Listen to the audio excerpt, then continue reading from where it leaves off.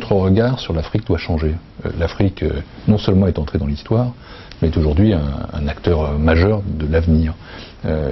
Cette Afrique, aujourd'hui, c'est un territoire qu'il faut considérer comme émergent. L'Afrique, aujourd'hui, c'est plus seulement des ressources naturelles, minières, c'est un espace de production, d'industrialisation, de consommation de masse, vers lequel nous devons aller en la considérant comme une terre d'avenir, et comme d'ailleurs une terre privilégiée pour l'investissement demain.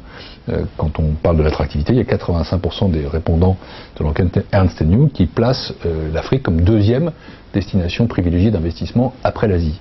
Ce qui veut dire que la France doit avoir une toute autre stratégie. Il faut développer tous les flux. Il faut développer d'abord les flux humains, avec une politique de visa qui soit adaptée aux besoins des élites africaines ou de ceux qui peuvent vouloir venir ici. Je pense aussi aux étudiants qui sont un atout très fort.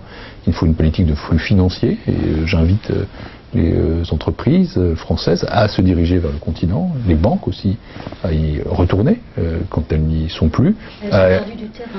Elles se sont un peu retirées et je pense que c'est précisément l'inverse de ce qu'il faut faire. C'est le moment où il faut y aller au contraire. On peut construire entre la France et le Maroc un hub financier vers l'Afrique avec des positions très fortes qui viennent de la solidité de notre image, de notre système financier en Afrique. Et puis il faut aussi développer les flux commerciaux, les flux industriels. Encore une fois, c'est le mot principal pour moi, passer d'une logique de stock, d'une logique de position acquise désormais fragile, à une position beaucoup plus dynamique, une logique de flux, à une logique offensive au bon sens du terme. La France, c'est vrai, a reculé en termes de part du marché, mais elle conserve des atouts extrêmement forts. D'abord, il y a 85% des 715 millions de francophones que comptera le monde en 2050 qui seront africains. Il y a le fait que nous recevons encore 2 fois plus d'étudiants africains que les Américains ou les Britanniques, par exemple.